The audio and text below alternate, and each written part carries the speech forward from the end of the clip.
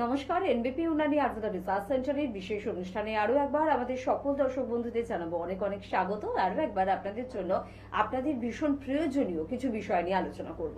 আসলে জীবনে আনন্দে থাকা, খুশি থাকা এবং নিজের স্বপ্নগুলোকে পূরণ করার প্রয়োজনীয়তা রয়েছে। আপনার মধ্যে সেই ইচ্ছে শক্তিও রয়েছে যে কিভাবে আমি আমার নিজের স্বপ্নকে পূরণ করব, কিভাবে আমি আমার পরিবারের মুখে হাসি ফোটাবো, কিভাবে আমি আমার বাইরের কাজগুলোকেও সুষ্ঠু এবং সুন্দরভাবে করব। অর্থাৎ আমার কাজ বা আমার ব্যক্তিগত জীবনের দিকে যেন কেউ আঙুল তুলতে না পারে বা আমার নিজেরও যেন কোনো খুঁতখুঁতামি না লাগে। কিন্তু বিভিন্ন রকমের শারীরিক সমস্যা হয়তো আপনার এই সমস্যাকে একেবারে ভেঙে চুরে চুরমার করে দিচ্ছে। অস্টিও আর্থারাইটিস হোক বা যে কোনো ধরনের অস্থির সমস্যা হোক, আপনার সুগার, প্রেশার, থাইরয়েডের মতন সমস্যা হোক, এমনকি আপনার পেটের সমস্যা বা আপনার নার্ভ ওরিয়েন্টেড প্রবলেম, বা হতে পারে আপনার সর্দির কাশির সমস্যা, বা আপনার কিডনি বা লিভারের সমস্যা, সমস্যার নাম যাই হোক না কেন সেটা কিন্তু আপনার স্বপ্নকে ভেঙে চুরমার করে দিতে পারে। কারণ 2 টাকা কম রোজগার করাও ভালো, কিন্তু সুস্থ থাকার প্রয়োজনীয়তা রয়েছে। আপনি সুস্থ আছেন তো?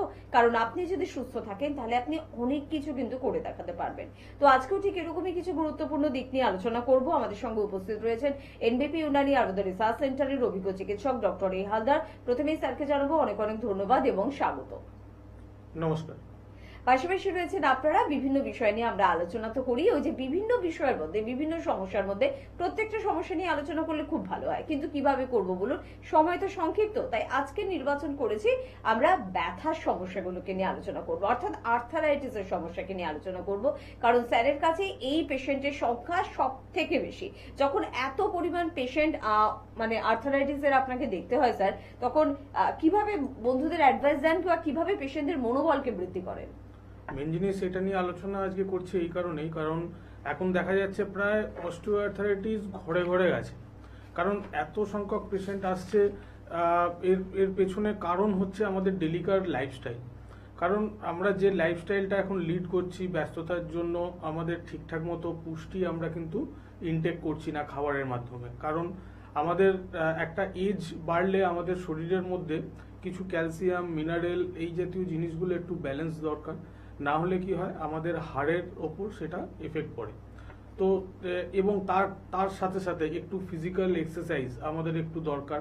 না হলে দেখা যাচ্ছে যে ম্যাক্সিমাম পেশেন্ট যখন আসছে এই ব্যথা যন্ত্রণা নিয়ে, স্টার্টিং হয়তো ওনারা লক্ষণ করেছে যে হ্যাঁ আমার ব্যথা যন্ত্রণা হচ্ছে, কিন্তু সেটাকে ওনারা গাফিলতির ফলে কি হচ্ছে সেই রোগটা আস্তে আস্তে ডে বাই ডে বাড়তে থাকছে। আমি আসছি আলোচনায়। একদম স্যার যে কথাটা বললো একেবারে 100% খাঁটি কথা।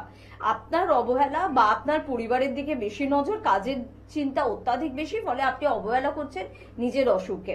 এনবিপি রয়েছে আপনার পাশে, সব বিষয় নিয়ে আলোচনায় আবারও ফিরবো। তবে কে আছেন একটু দেখবো। নমস্কার। নমস্কার। কে বলছেন, কোথা থেকে বলছেন? আমি সুজয় দাস বলছি, মুর্শিদাবাদ থেকে। কোথা থেকে? মুর্শিদাবাদ। মুর্শিদাবাদ থেকে। আচ্ছা, মুর্শিদাবাদে চুয়াপুর মোড়ে আমাদের চেম্বার হয়, বহরমপুর, মুর্শিদাবাদ। তো স্যার নিজে যান, তো আপনি জানেন কিনা জানি না, সমস্ত মুর্শিদাবাদ বা বহরমপুরের বন্ধুদের জানিয়ে রাখলাম। এবার বলুন আপনার কি সমস্যা? সমস্যা যেটা সেটা হচ্ছে যে আমার অত্যধিক ড্যান্ড্রফ হচ্ছে আর চুল পড়ে যাচ্ছে। বয়স কত? 31। 31 ড্যান্ড্রফ হচ্ছে, চুল পড়ে যাচ্ছে। আচ্ছা, আপনাকে কি বাইরে ধুলোর মধ্যে কিংবা কোনো রকম কেমিক্যালের মধ্যে কি কাজ করতে হয় কোনো? আমি তো অফিসিয়াল কাজ করি, মানে ল্যাপটপে কাজ করতে হয়। আচ্ছা, কোনো রকম লিভারের সমস্যা বা অ্যালার্জির কোনো রকম সমস্যা আছে? অ্যালার্জি টেস্ট করিনি, কিন্তু মানে গ্যাস অম্বল আছে। এটা গ্যাস অম্বল আছে। দেখুন, মেন জিনিস হচ্ছে চুল ওঠা, যেটা আপনি শুনতে থাকুন টিভিতে, আমি বলে দিচ্ছি। এই যে চুল পড়া কিংবা হচ্ছে যে ড্যান্ড্রফ, এই জাতীয় জিনিসগুলো এক হচ্ছে যদি আমাদের কোনো রকম ধুলোর মধ্যে, ধুলোবালির মধ্যে অনেকক্ষণ ধরে কাজ করতে হয়, সেখান থেকে এই প্রবলেমটা আসে। এছাড়া যেটা ইন্টারনাল আমরা দেখি যদি, তাহলে হবে কি আমাদের লিভারের যদি কোনো সমস্যা থাকে, এই যে আপনি বলছেন আপনার গ্যাস অম্বল হয়, এই গ্যাস অম্বল হওয়ার পেছনে কিন্তু লিভার দায়ী থাকে। তো সেটা একবার আপনাকে টেস্ট করা প্রয়োজন। এছাড়া অ্যালার্জি আছে কিনা, এই দুটো জিনিস আগে আপনাকে দেখতে হবে আপনার শরীরের মধ্যে আছে কিনা। যদি থাকে তাহলে আগে এই অ্যালার্জি এবং লিভারের ট্রিটমেন্টটা আপনাকে করতে হবে। তার সাথে সাথে প্যারালালি অবশ্যই চুলের জন্য ভালো ট্রিটমেন্ট আছে, কিন্তু আপনার ক্ষেত্রে বলবো একটা আইজি রিপোর্ট আর একটা LFT report, liver function test, এই দুটো রিপোর্ট করে আপনি হেল্পলাইন নাম্বারে একবার ফোন করুন। নেক্সট ডেট কবে আছে বলে দেবে, আমি নিজে থাকি, আমি রিপোর্টগুলো দেখার পর আপনাকে গাইড করে দেবো যে কি করলে আপনি এই সমস্যা থেকে বেরিয়ে আসবেন। একদম। সমস্যা কিন্তু দু প্রকারের হয়, একটা বাহ্যিক, একটা আভ্যন্তরে। এই যে আমরা আজকে আর্থারাইটিসের সমস্যা বলছি, হয়তো আপনি কাউকে যদি না বলেন আমার হাঁটুতে ব্যথা, কেউ হয়তো বুঝতে পারলো না, কিন্তু আপনার স্কিনের সমস্যা হচ্ছে, আপনার হেয়ারে প্রবলেম হচ্ছে, তাহলে কিন্তু আপনি না বলুন, হাজার লোকানোর চেষ্টা করুন, লোকে কিন্তু জেনে যেতে পারে। তাই দুটো সমস্যার সমানভাবে গুরুত্ব দিয়ে ট্রিটমেন্ট করুন, এবং দুটো বা দু প্রকারের ট্রিটমেন্টই কিন্তু এনবিপি ইউনানি আয়ুর্বেদ রিসার্চ সেন্টারে হচ্ছে। যাই হোক, আমরা যে বিষয়ে ছিলাম স্যার, আবার সে বিষয়ে চলে যাবো। তো এই অস্টিওআর্থারাইটিস যেটা আমাদের যখন স্টার্টিং হয়, এগুলোকে এটা কিন্তু অনেক রকমের লক্ষণ দেখায়। যেমন হচ্ছে হাঁটতে গেলে অসুবিধে হবে, ব্যথা হবে, সকালবেলায় যখন ঘুম থেকে উঠবে তখন যখন ফার্স্ট স্টেপ ফেলবে তখন হাঁটুতে একটা ব্যথা হবে, এবং তারপর আস্তে আস্তে একটু হাঁটাচলা করলে একটু ফ্রি মনে হবে। একদম ফার্স্ট লক্ষণ এগুলো। এছাড়া সিঁড়িতে উঠতে গেলে একটু প্রবলেম হবে। তো এই এই ছোট ছোট জিনিসগুলো যদি ফলো করেন, যদি শুরুতেই এই জিনিসটা দেখেন এবং এটার পেছনে যদি অবহেলা না করেন, তাহলে অস্টিওআর্থারাইটিসের অনেকগুলো স্টেজ আছে। যেখানে একদম লাস্ট স্টেজ হচ্ছে অস্টিওপোরোসিস, যেখানেতে কি হয় আমাদের হাড়ের মধ্যে যেরকম কাঠের মধ্যে ঘুণ ধরে যায় সেরকম ছোট ছোট ছিদ্র হয়ে যায় এবং খুব সহজে হাড় ভেঙে যায়। তো এই ফার্স্ট স্টেজ থেকে লাস্ট স্টেজটা যাবে না। প্রথমেই যদি এটাকে আমরা আইডেন্টিফাই করে নিই, যদি ঠিকঠাক মতো করে ট্রিটমেন্ট করে নিই, তাহলে কিন্তু খুব অল্প সময়ের মধ্যে এই জিনিসটা আপনার ভালো হয়ে যাবে।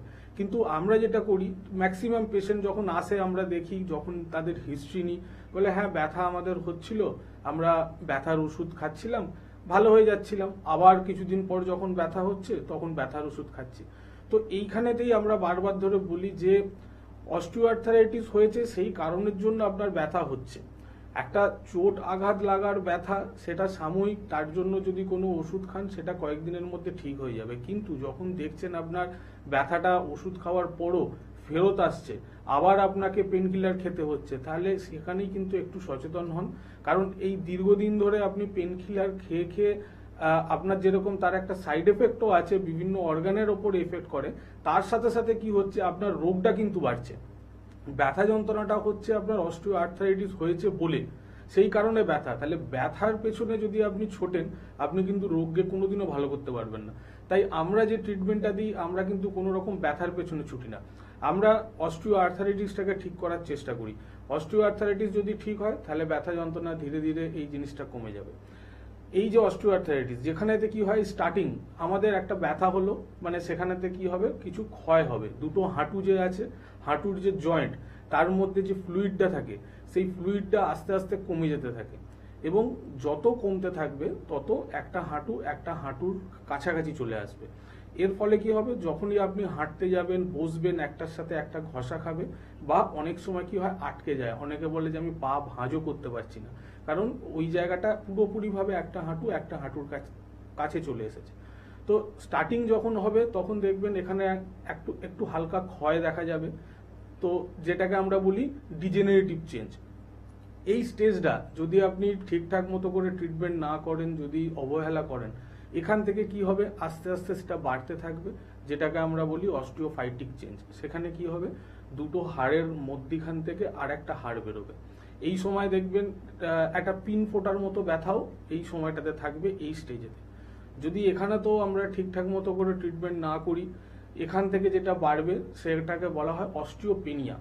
এটা থার্ড স্টেজ। অস্টিওপেনিয়াতে কি হবে, আমাদের হাড়গুলো, হাড়ের যে ক্যালসিয়াম মিনারেল, এইগুলো কমে যেতে থাকবে, হাড় উইক হয়ে যাবে, ব্যথা যন্ত্রণাও যেরকম থাকবে তার সাথে সাথে একটা ইনফ্লামেশন, ফোলা ভাব থাকবে। এই জায়গাটাতেও যদি আপনি গাফিলতি করেন, শুধুমাত্র ব্যথার পেছনে যদি ছোটেন, এর পরবর্তী যেটা স্টেজ, যেটাকে আমরা বলি অস্টিওপোরোসিস, সেই অস্টিওপোরোসিসে কি হবে, আমাদের হাড়ের মধ্যে যেরকম বললাম যে কাঠের মধ্যে যেরকম ঘুণ ধরে যায়, সেরকম হাড়ের মধ্যে ছোট ছোট ছিদ্র হয়ে যায় এবং হাড় একদম উইক হয়ে যায়। যে সামান্য চোট আঘাতে আমাদের হাড় ভাঙা সম্ভব নয়, সেই সামান্য চোট আঘাতেই আমাদের হাড় ভেঙে যাবে। তো এই যে ফার্স্ট স্টেজ থেকে লাস্ট স্টেজে আসছে, এর এই জায়গাটাকে যদি আটকাতে পারেন, যদি একটু সচেতন হন, তাহলে কিন্তু যে ব্যথা যন্ত্রণা নিয়ে আমাদের কাছে পেশেন্ট আসে দেখি অস্টিওপোরোসিস, অস্টিওপেনিয়ায়, সেই কষ্টটা কিন্তু আপনাকে সহ্য করতে হবে না। একদম। তাহলে আপনি আপনার মানে সমস্যাকে কি সহ্য করবেন নাকি তার ট্রিটমেন্ট করবেন? সঠিকভাবে ট্রিটমেন্ট করার উপায় রয়েছে। আপনি আবার এটাও বলতে পারেন যে কি বলছেন, আমার সমস্যা, আমি সেটাকে পুষে রাখার চেষ্টা করব। কত ডাক্তার দেখালাম, কত প্যাথি চলে গেলাম, কত টাকা খরচা করে ফেললাম, যে যা বলছে আমি তাই করছি, কিন্তু এখনো পর্যন্ত আমি সমস্যার সমাধান পাইনি। তাহলে বলবো আপনি হয়তো এনবিপি ইউনানি আয়ুর্বেদ রিসার্চ সেন্টারে এখনো কিন্তু পৌঁছননি। কারণ যদি পৌঁছে যেতেন তাহলে কিন্তু এই সমস্যার সমাধান আপনি নিশ্চয়ই পেতেন। তবে হ্যাঁ, কোনো রকম কিন্তু পেন কিলার না, কোনো রকম সাইড এফেক্ট যুক্ত কোনো ট্রিটমেন্ট নয়, একেবারে প্রাকৃতিক উপায়ে, একেবারে সায়েন্টিফিক্যালি আয়ুর্বেদিক মেডিসিনের মধ্যে দিয়ে, পঞ্চকর্মার মধ্যে থেকে, অভিজ্ঞ ডাক্তারদের বাবুদের পরামর্শের মধ্যে থেকে, আপনার ডায়েট কন্ট্রোলের মধ্যে থেকে, সবকিছুর মধ্যে দিয়ে প্রত্যেকটা দিন আপনি কিভাবে চালনা করবেন, কি করবেন, আপনি কি করবেন না, সবকিছুর মধ্যে থেকে আপনি ভালো হচ্ছেন, ভালো হবেন এবং ভবিষ্যৎ জীবনটা আপনার সুন্দর হবে। আমরা আলোচনায় আবারও ফিরবো, তবে দেখবো কে আছেন আমাদের সাথে। নমস্কার। নমস্কার দিদি, আমি দমদম থেকে রিয়া পাল বলছিলাম। রিয়া পাল বলছেন। রিয়া, বয়স কত আপনার? 28। 28। কি সমস্যা হচ্ছে? আমি তো স্যারের কাছে জিজ্ঞেস করতে চাইবো দিদি, আমার মার চোখে কোনো না সমস্যা নেই, এমনি সবকিছু ভালোই দেখতে পায়, কিন্তু ইদানিং দেখছি চোখটা একটু ফুলে যাচ্ছে আর মাঝে মধ্যে না জল পড়ছে আর কি। আচ্ছা, চোখ ফুলে যাচ্ছে আর মাঝে মধ্যে জল পড়ছে। হ্যাঁ স্যার, তার সাথে সাথে মানে সব সময় হচ্ছে না, মাঝে মধ্যে চোখটা লালও হয়ে যাচ্ছে। আচ্ছা, ওনার কি কোনো রকম অ্যালার্জি আছে? না না স্যার, অ্যালার্জি তো নেই, মানে আপনার প্রোগ্রাম দেখে দেখে অ্যালার্জি টেস্ট করিয়েছিলাম, আচ্ছা। কিন্তু অ্যালার্জিটা এই মুহূর্তে নেই আর কি। আচ্ছা আচ্ছা, শুধু রিজনটা বোঝা যাচ্ছে না। চোখে দেখতে কোনো রকম অসুবিধা হচ্ছে, বা দূরের জিনিস দেখতে পাচ্ছে না, বা কাছের জিনিস দেখতে সমস্যা হচ্ছে, এরকম কিছু? না স্যার, মানে দেখাতে সমস্যা নয়, কিন্তু সমস্যা ওইটাই, মানে চোখটা ফুলে যাচ্ছে, লাল হয়ে যাচ্ছে, আর মাঝে মধ্যে লাল হচ্ছে, সব সময় হচ্ছে না, আর জলটা কন্টিনিউয়াসলি পড়ছে। আচ্ছা, দেখুন, মেন জিনিস প্রথমে বলবো যে ওনাকে ফার্স্ট একটা চোখের পাওয়ারের টেস্ট করান, ঠিক আছে? পাওয়ারের টেস্টটা করিয়ে একবার নিয়ে আসুন, কারণ ইনফ্লামেশনটা একটু দেখতে হবে যে পার্টিকুলারলি কোন জায়গায় আছে, রেটিনাতে আছে না হোল আইতে আছে, এটা একটু না দেখার প্রয়োজন আছে। কারণ কিছু কিছু ডিজিজ থাকে, আমি হয়তো আন্দাজে আপনাকে একটা জিনিস বলবো, হয়তো হয়েছে হ্যাঁ, তো এই সমস্ত ক্ষেত্রে কি হয় যে একটু দেখে নেওয়া খুব ভালো। একদম। আপনি দমদম থেকে বলছেন, কাছাকাছি আপনি সেন্টার পেয়ে যাবেন, আপনি হেল্পলাইন নাম্বারে ফোন করুন, একবার নিয়ে আসুন, আর আসার আগে একবার চোখের পাওয়ারটা একবার টেস্ট করে নিন, সেটা করে একবার নিয়ে আসুন। একদম। দমদমের কাছাকাছি বিভিন্ন চেম্বার রয়েছে, আসলে বিভিন্ন চেম্বার চারিদিকে আমাদের ছড়িয়ে ছিটিয়ে রয়েছে। আপনার বাড়ি থেকে 2 কদম কিন্তু বেরিয়ে একটু এগিয়ে আসতে হবে চেম্বারগুলোর দিকে, তাহলে কিন্তু এলবিপির অভিজ্ঞ চিকিৎসকদের পরামর্শ নেওয়ার সুবর্ণ সুযোগ কিন্তু আপনার জন্য কিন্তু অপেক্ষা করবে। একটু চট করে বলে রাখবো, তারপর অস্থির বিভিন্ন গুরুত্বপূর্ণ দিকগুলো নিয়ে আপনাদের সাথে আলোচনা করব। চেম্বার কিন্তু বহু জায়গায় রয়েছে। যারা কলকাতার বন্ধুরা রয়েছে, যে কলকাতার এই দিকটায় থাকি, কলকাতার ওই দিকটায় থাকি, কলকাতার সেদিকটায় থাকি, যেদিকেই থাকুন না কেন, আপনি এদিকে মধ্যমগ্রামে পেয়ে যাচ্ছেন, মাঝখানে আপনি হাতিবাগানে পেয়ে যাচ্ছেন, আর সাউথের দিকে আপনারা কিন্তু হাজরা শিশু মঙ্গল হসপিটালের একেবারে কাছে কিন্তু পেয়ে যাচ্ছেন। এছাড়া হাওড়াতে আপনারা কিন্তু শিবপুর, বাল্টিগুড়ি বাজার, দাসনগর এবং বেলুড়ে কিন্তু পেয়ে যাচ্ছেন। আর দক্ষিণ 24 পরগনার বন্ধুরা আমতলায় কিন্তু প্রত্যেক বৃহস্পতিবার করে কিন্তু পেয়ে যাচ্ছেন। এছাড়া বনগাঁয় আমাদের চেম্বার হয়, ডক্টর এস ভাদুরীকে পেয়ে যাচ্ছেন, ক্যানিং এ ডক্টর এই হালদারকে পাচ্ছেন, আগরতলা ত্রিপুরার বন্ধুরা কিন্তু আমাদের চেম্বার পাচ্ছেন, ডক্টর এন ভট্টাচার্যকে পাচ্ছেন, এবং এবার শিলিগুড়িতে অর্থাৎ নর্থ বেঙ্গলে কিন্তু আপনারা পাচ্ছেন ডক্টর বি শর্মাকে পেয়ে যাচ্ছেন, বহরমপুরে ডক্টর এ হালদারকে, কৃষ্ণনগরেও কিন্তু আমাদের চেম্বার হয়, অর্থাৎ মুর্শিদাবাদ হোক বা নদিয়া হোক, আপনি দুটি জায়গাতেই কিন্তু চেম্বার পাচ্ছেন, দুটি জেলাতেই কিন্তু চেম্বার রয়েছে। কৃষ্ণনগরে ডক্টর এ হালদার কিন্তু থাকছেন আপনাদের জন্য। গঙ্গারামপুর চেম্বারে কিন্তু অনেকদিন পর যাচ্ছেন ডক্টর বি শর্মা, আমাদের ডিরেক্টর স্যার, তাই একটু যোগাযোগ করে নেবেন, স্ক্রিনে দেওয়া নাম্বারে ফোন করবেন।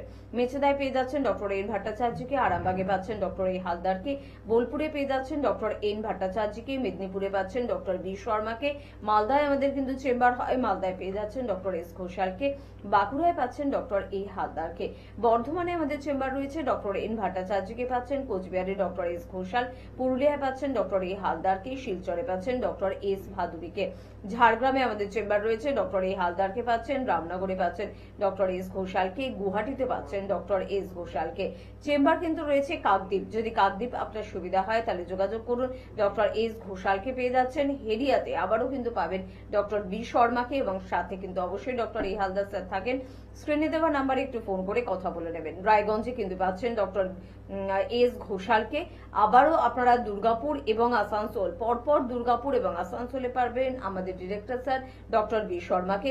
হলদিয়া চেম্বারে পাবেন ডক্টর এ হালদারকে, জামশেদপুরে পাবেন ডক্টর এস ভাদুরীকে এবং ডিব্রুগড় চেম্বারে কিন্তু পাচ্ছেন ডক্টর এস ঘোষালকে।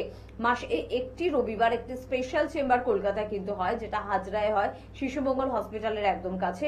একটু স্ক্রিনে দেওয়া নাম্বার অর্থাৎ আমাদের হেল্পলাইন নাম্বারে ফোন করে সানডে অর্থাৎ রবিবারের স্পেশাল চেম্বার কলকাতায় কোথায় হচ্ছে, কবে হচ্ছে জানতে একটু ফোন করবেন। আচ্ছা, যে বিষয় ছিলাম, খুব গুরুত্বপূর্ণ দিক আর একটু শুনবো। এই যে অস্টিওআর্থারাইটিসের ট্রিটমেন্টের প্রসেসে যদি আমি যাই, আমি তো বললাম যে কি কি হয়, কিভাবে লক্ষণ দেখা যায়। মেন হচ্ছে ট্রিটমেন্টটা। অনেকে বলে, অনেক পেশেন্ট এরকম এসেছেন যে হাঁটুতে সার্জারিও করেছেন, সার্জারির পরও এসেছেন আবার ব্যথা যন্ত্রণা হচ্ছে, তাও মানে দুটো হাঁটুতেই সার্জারি করেছে, তাও দেখা যাচ্ছে যে সেই প্রবলেম আবার ফেরত আসছে। তো এক্ষেত্রে আমরা বহু পেশেন্ট এরকম দেখেছি যে সার্জারির পরও কিন্তু এই ব্যথা যন্ত্রণা কিন্তু থেকে যায়। তাহলে এটা কিন্তু সলিউশন হলো না। সলিউশনটা কোথায় করতে হবে? যদি আমরা উইদাউট সার্জারিতে আমরা ঠিক থাকতে পারি, যেটা আমরা ট্রিটমেন্ট করি। আর যে কোনো রকম রোগের ক্ষেত্রে একটা প্রকৃত নির্ণয় করা দরকার। প্রকৃতি এমন একটা জিনিস যে মেডিসিন অনেক রকমের আছে, কিন্তু একটা রোগের জন্য এই মেডিসিনটা হয়তো অন্য কারোর ক্ষেত্রে কাজ করবে না। হয়তো একই রোগ হয়েছে, দুজনেরই অস্টিওআর্থারাইটিস হয়েছে, হয়তো দেখা যায় যে ওনার প্রকৃতি আলাদা, এনার প্রকৃতি আলাদা। আয়ুর্বেদে এটা একটা দিক আছে যে কোন মেডিসিন কাকে দিতে হবে সেটা কিন্তু ডিটেক্ট করতে হয় ওনার হিস্ট্রি নিয়ে। যেখানেতে আমাদের অগ্নি বল থাকে, যেখানে আমাদের প্রকৃতি থাকে, উনি কোন প্রকৃতি, মানে বায়ু, পিত্ত, কফ, এই তিনটেকে মাথায় রেখে আমাদেরকে ওষুধ দিতে হয়, তবে কিন্তু পার্টিকুলারলি সারবে। তো আমরা যেটা ট্রিটমেন্টটা দিই, আমরা এরকমই আগে পেশেন্টের হিস্ট্রি নিই, কি হয়েছে, কিভাবে রোগটা শুরু হলো, এছাড়া ওনার যাবতীয় ওনার পাস্ট কোনো রকম ইলনেস আছে কিনা, এই সমস্ত কিছু নেওয়ার পর আমরা ডিসাইড করি যে হ্যাঁ ওনাকে কোন কোন ওষুধ দিলে বা কোন কোন জিনিস ওনাকে গাইডলাইন করলে এই রোগটা সারবে। তাই ম্যাক্সিমাম ক্ষেত্রে দেখা গেছে যে পেশেন্ট এসেছে, আমি আজকেও ছিলাম হাতিবাগানেতে, আমার কাছে একজন এলেন, উনি 2 মাস মাত্র ট্রিটমেন্ট করছেন। উনি নিজেই বলছেন যে উনি সিঁড়ি দিয়ে উঠে যেতে পারতেন না। আমাদের চেম্বারেও যখন এসেছে, যেখানেতে সিঁড়ি আছে ওই সিঁড়িতে ধরে ধরে উনি নেমেছেন। কিন্তু আজকে উনি এসেছেন, একা এসেছেন, হেঁটে এসেছেন, এবং এমনকি উনি এসেও বলছেন আমি এখন আমার বাড়ির সিঁড়ির নিচ থেকে ওপরে যাচ্ছি, মাত্র 2 মাসের মাথায়। হ্যাঁ, কারোর ক্ষেত্রে হয়তো 3 মাস, কারোর ক্ষেত্রে হয়তো 4 মাস লাগতে পারে, সেটা ডিপেন্ড করে রোগের স্টেজটা কতটা। তো ডেফিনেটলি উইদাউট সার্জারিতে কিন্তু অস্টিওআর্থারাইটিসকে সারানো যায় যদি ঠিকঠাক মতো করে ট্রিটমেন্ট করা হয়। এছাড়া যদি কারোর দেখা যায় যে হ্যাঁ স্টেজটা 3rd স্টেজে গেল বা অস্টিওপোরোসিসে গেল, অনেকে আবার ভাববেন যে হ্যাঁ আমার তো অস্টিওপোরোসিস হয়ে গেছে, হাড় তো ভেঙে যাবে, তাহলে কি ট্রিটমেন্ট নেই? অবশ্যই তার ট্রিটমেন্ট আছে। তার জন্য মেডিসিনের সাথে সাথে পঞ্চকর্ম থেরাপি আছে, যেখানেতে কি হয় আমাদের ডিটক্সিফিকেশন করা হয়, শরীরের টক্সিক সাবস্টেন্সগুলোকে বার করা হয় এবং হাড়ের যে পুষ্টি সেটা দেওয়া হয়। তার জন্য বিভিন্ন রকম পদ্ধতি আছে। হ্যাঁ, কোনোটাই কিন্তু কষ্টদায়ক নয়, আরামদায়ক। তো এই দুটো জিনিস যদি একসাথে নেওয়া যায়, অবশ্যই যে সেখানে অস্টিওপেনিয়াই হোক, অস্টিওপোরোসিসই হোক, এখান থেকেও কিন্তু ভালো হওয়া সম্ভব। তাই আপনাদের ক্ষেত্রে একটা কথাই বলবো যে শুরুটাকে ডিটেক্ট করুন আর সেটাকে অবহেলা করবেন না। যদি দেখা যাচ্ছে যে হ্যাঁ আমার ব্যথা যন্ত্রণা হচ্ছে, হাঁটতে চলতে গেলে অসুবিধে হচ্ছে, সেই সময়তেই আপনি ডাক্তারের পরামর্শ নিন। আপনি একটা এক্সরে করুন, এক্সরে করে দেখে নিন। যদি স্টার্টিংয়েই এটাকে আটকে দেওয়া যায়, তাহলে ওই স্টেজেতে কোনোদিনও এটা যাবে না। একদম, কারণ বিভিন্ন প্যাথি কিন্তু চারিদিকে রয়েছে, তার মধ্যে থেকে মানুষ কেন নির্বাচন করছে এনবিপি ইউনানি আয়ুর্বেদ রিসার্চ সেন্টারকে? ওই যে স্যার যেটা বললেন, প্রথমত আপনি চাইলে অপারেশন করতে পারেন, আমাদের কোনো অসুবিধা নেই, কিন্তু অনেক মানুষ তো আছেন যারা অপারেশন পছন্দ করেন না, তাদের জন্য এনবিপি। অনেকে পেন কিলার খাওয়া পছন্দ করে না, তাদের জন্য এনবিপি। অনেকে সাইড এফেক্টের ভয়কে এড়িয়ে চলতে চায়, তাদের জন্য এনবিপি। অনেকেই চায় যে আমি এমন একটা ট্রিটমেন্টের মধ্যে যাব যেটা ভীষণ প্রাকৃতিক, যেটা একেবারে আমাদের নিজস্ব, তাদের জন্য এনবিপি। যেখানে অনেকে চায় এমন একজন চিকিৎসককে পাবো যে একেবারে আমার বন্ধুর মতন হবে এবং যে কোনো সময় তার সঙ্গে যোগাযোগ করার ইচ্ছে করলেও সে আমার প্রশ্নের উত্তর দেবে, তাদের জন্য কিন্তু এনবিপি। কারণ এখানে একজন ডক্টর এবং একজন পেশেন্ট কিন্তু একেবারে মানে এতটা ক্লোজ থাকেন, তারা এতটা বন্ধুসুলভ একটা জায়গায় থাকেন যে একে অপরের সাথে কথা কিন্তু বলেন এবং কথা শেয়ার করেন। কারণ অনেক ক্ষেত্রে অনেকে অভিযোগ করেন যে ডাক্তারবাবু তো কথাই বলেন না, অন্য কোনো প্যাথিতে দেখিয়েছিলাম, এখানে ডাক্তারবাবুরা কথা বলবেন তো? অবশ্যই কথা বলবে। তার জন্য একেবারে ডাক্তারবাবুর নিজস্ব নাম্বার কিন্তু আপনাকে দিয়ে দেওয়া হবে। এতগুলো সুযোগ যেখানে রয়েছেন, কেন সুযোগকে অবহেলা করবেন?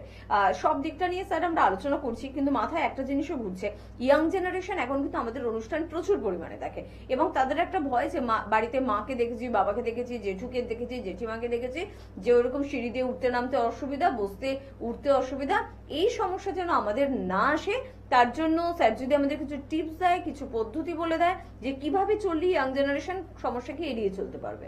প্রথমত বলি যে এখন ইয়ং জেনারেশনে অনেক পেশেন্ট পাচ্ছি যাদের কিন্তু এই অস্টিওআর্থারাইটিসের একটা পার্টও বলতে পারি, যেটা হচ্ছে স্পন্ডালাইটিস, যেটা হচ্ছে আমাদের লাম্বার স্পন্ডালাইটিস এবং সার্ভাইকাল স্পন্ডালাইটিস খুব বেশি দেখা যাচ্ছে। কারণ হচ্ছে কি, এই যে বললাম আমাদের লাইফস্টাইল, আমরা কি করি, যে ডায়েট আমাদের পর্যাপ্ত পরিমাণ দরকার সেটা আমরা ঠিকঠাক মতো করে নিই না। তো সেখানটাকে একটু খেয়াল রাখতে হবে যাতে আমরা ব্যালেন্স ডায়েট করতে পারি, আমরা ঠিকঠাক মতো ক্যালসিয়াম মিনারেল যাতে আমরা ইনটেক করতে পারি এবং টাইম টু টাইম যাতে আমাদের খাবার দাবারটা ঠিক থাকে, সেই দিকটা কিন্তু খেয়াল রাখতে হবে। এর সাথে সাথে ফিজিক্যাল এক্সারসাইজ কিন্তু অবশ্যই একটু থাকা দরকার, না হলে কি হয় আমাদের এই অস্থির সমস্যা আস্তে আস্তে আসতে পারে। আমি আসছি আলোচনাতে। একদম দেখি কে আছেন। নমস্কার। নমস্কার, কে বলছেন? আমি সঞ্জয় মাইতি বলছি। কোথা থেকে বলছেন সঞ্জয় বাবু? আমি বাঁকুড়া থেকে। বাঁকুড়া থেকে বলছেন? বাঁকুড়ায় কিন্তু স্যারকে পাওয়া যায়, জানেন তো? বাঁকুড়ায় আমাদের চেম্বার রয়েছে। না না, আমি একটু আগে প্রথম দেখছি। আচ্ছা, প্রথম দেখছেন, বেশ। কি সমস্যা আর বয়সটা বলবেন? আমার বয়স হচ্ছে 45। কি সমস্যা হচ্ছে? আমার পাইলসের সমস্যা, 1 মাস ধরে আমার রক্ত পায়খানা হচ্ছে আর ছোট ছোট দানা হয়ে গেছে, পায়খানা করার পরে প্রচন্ড ব্যথা হচ্ছে। হ্যাঁ, এই সমস্যাটা কতদিন আছে? সমস্যাটা কতদিন আছে? 1 মাস ধরে হয়েছে। 1 মাস ধরে। এখন সব সময় কি ব্লিডিং হচ্ছে, রক্ত বেরোচ্ছে? হ্যাঁ হ্যাঁ হ্যাঁ, সব দিন না, মানে মানে রেগুলার একদিন হচ্ছে না, ম্যাক্সিমাম হচ্ছে। দেখুন, আপনার ক্ষেত্রে একটা কথাই আমি বলবো, যেহেতু আপনার ব্লিডিং অলরেডি শুরু হয়ে গেছে, এইটাকে কিন্তু আর ফেলে রাখবেন না, ঠিক আছে? কারণ এটার উইদাউট সার্জারিতে সুন্দর ট্রিটমেন্ট আছে। হ্যাঁ, এখন ব্লিডিং হচ্ছে, এখান থেকে কিন্তু যদি ফেলে রাখেন এটা কিন্তু অন্যদিকেও টার্ন করতে পারে। তাই আপনার ক্ষেত্রে বলবো যে বাঁকুড়াতে থেকে বলছেন, বাঁকুড়াতে আমি নিজে থাকি, আপনি হেল্পলাইন নাম্বারে ফোন করুন, আপনাকে ডেট বলে দেবে, সেই ডেটে একবার আসুন, আমি পুরো হিস্ট্রিটা নিই। আর যদি কোনো রকম কাগজ থাকে বা অন্য কোথাও দেখিয়েছেন তার রিপোর্ট কিছু থাকে, সেটা একবার নিয়ে আসুন। আমি রিপোর্টগুলো দেখার পর আপনাকে গাইড করে দেবো কিভাবে আপনি চললে আপনি এই রোগ থেকে মুক্তি পাবেন। তার জন্য যেমন ট্রিটমেন্টও আছে, ট্রিটমেন্টের সাথে সাথে কিছু গাইডলাইন আছে, কিছু খাবার দাবারের রেস্ট্রিকশন আছে, সেগুলো যদি ঠিকঠাক মতো করে মানেন তাহলে দেখবেন খুব অল্প সময়ের মধ্যেই আপনি সুস্থ হবেন।